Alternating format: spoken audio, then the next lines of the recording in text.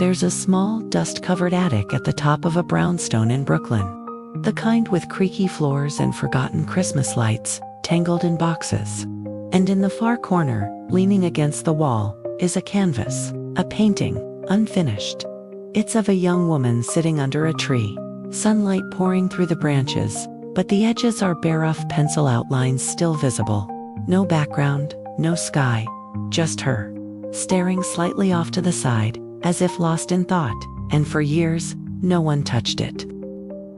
Hello and welcome to Everyday Epiphany, where simple stories spark soulful insights. Sit back, enjoy the journey, and may it brighten your day.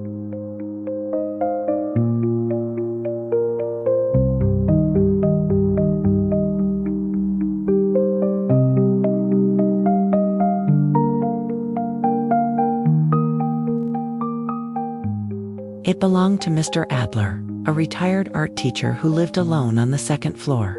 People in the building called him Mr. A, the way kids in schools sometimes do when they like someone but don't really know them. He wasn't reclusive, just quiet. The kind of neighbor who nodded with a smile in the hallway, who once offered to fix a squeaky door, and who always watered the plants, even when no one asked. But if you asked anyone about him, they'd all say the same thing. He used to paint. A lot. When I moved in 3 years ago, I brought him a houseplant, a scraggly little fern in a chipped ceramic pot. I wasn't sure why. Maybe because he reminded me of my grandfather. Or maybe because I hoped someone would do that for me when I'm old and alone. He accepted it with both hands, eyes warm behind his thick glasses. This little guy's gonna outlive us both, he chuckled. Thanks.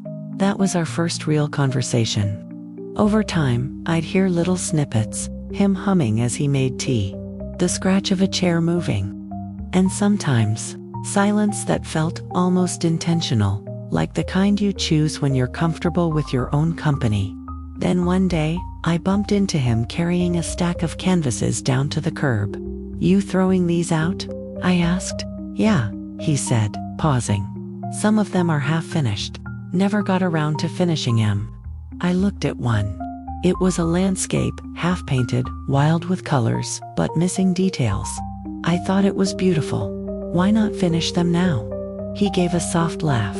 Because maybe they're done exactly the way they are.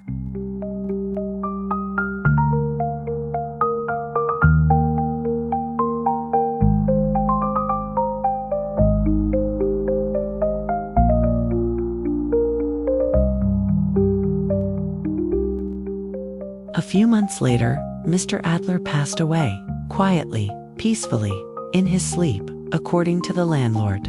No family came. No memorial service. Just a notice on the door, and a few men with boxers clearing out his things. I asked if I could keep one of the paintings. The landlord shrugged. "Take what you want." That's how the canvas ended up in my attic. I didn't know why I took that one, the one with the woman under the tree. Maybe because her eyes reminded me of someone I used to love. Maybe because something about the unfinished edge made it feel more alive. At first, I planned to complete it. I even bought paints, thought I'd give it a sky, a background, maybe a bird or two. But every time I lifted a brush, I stopped. It felt wrong, like touching up a memory that didn't belong to me.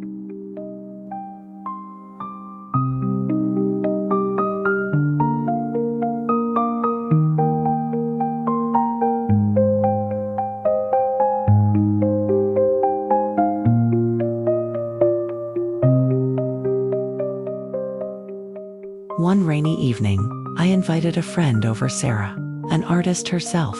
She spotted the painting almost immediately. "Where'd you get this?" she asked, leaning closer.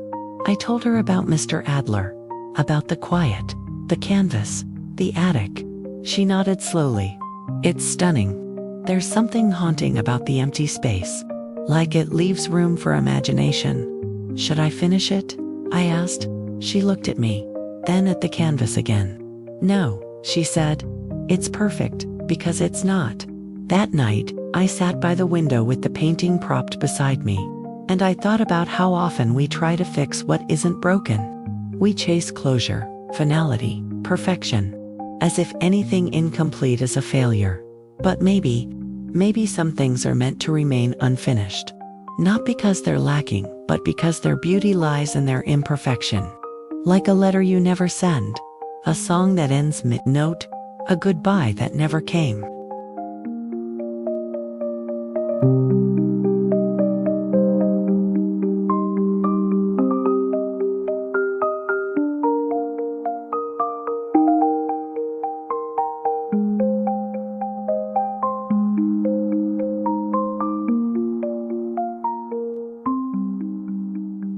That reminded me of something I read once in Wabi Sabi by Beth Kempton. It's a book about embracing the beauty of things that are imperfect, impermanent, and incomplete.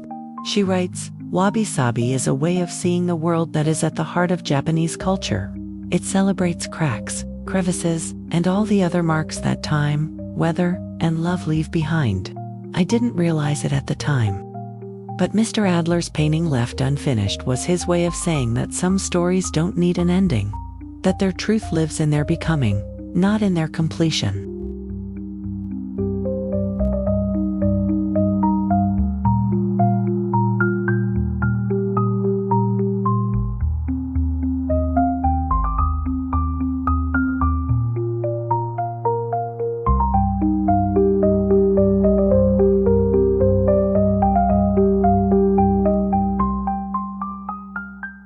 I never did paint over it. It still sits in my attic. Or sometimes, I bring it downstairs and just look at it. When friends come over, they always ask why it's not finished. And I always say, because maybe it is. In a world obsessed with polish, resolution, and wrapping things in neat little bows, maybe what we really need is more room for the unspoken, the unresolved, the beautifully broken. So if there's something in your life that feels incomplete, a relationship, a dream, a version of yourself you never quite became, maybe it's not a failure. Maybe it's art. Unfinished, yes, but beautiful, just the same. Thank you for being here with us at Everyday Epiphany. If today's story touched your heart or sparked a thought, subscribe and stay with us. Your next epiphany might just be one story away.